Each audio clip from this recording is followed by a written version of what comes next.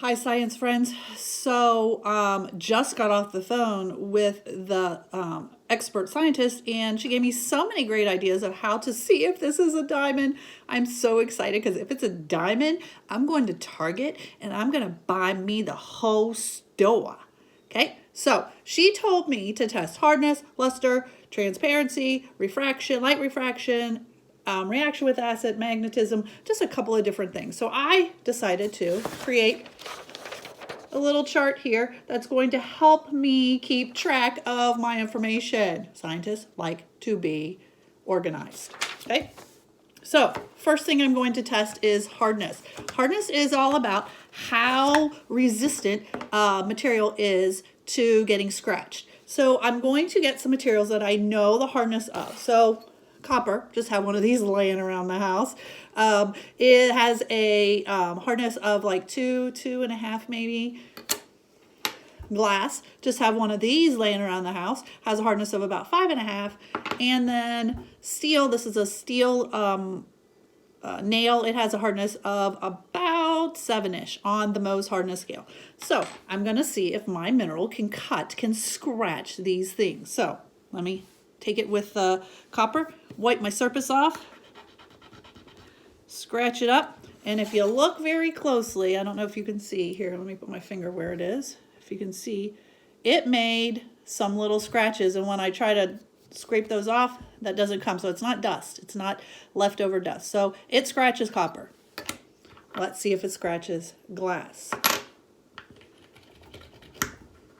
And when I scratch glass and I dust it off, I see no scratches. So glass has a hardness that is greater than copper. So that means my mineral can scratch copper. So its hardness has to be greater than copper's hardness.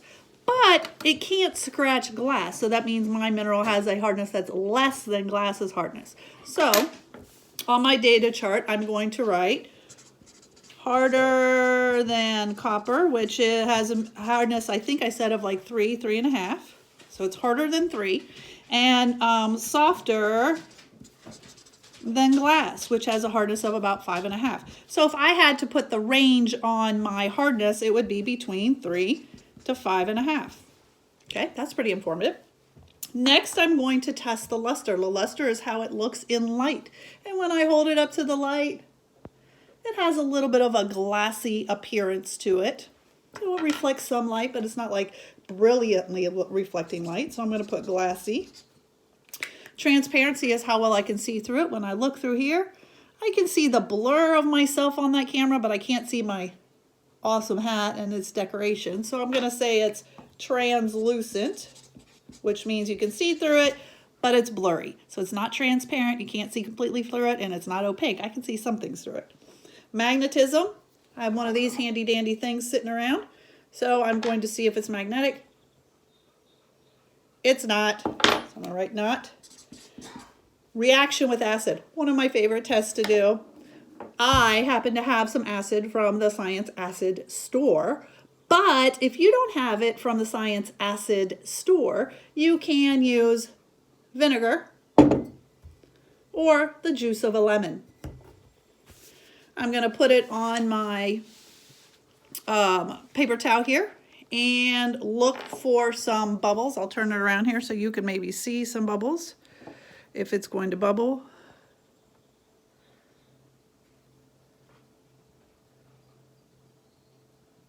I see no bubbles. Okay, so there were no bubbles on that. Clean that off. So no reaction with acid.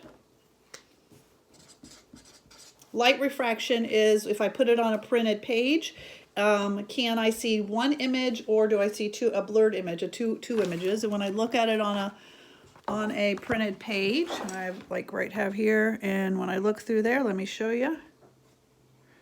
You can just see one image, just see the E through there. So there's no light refraction. It's not like bending anything.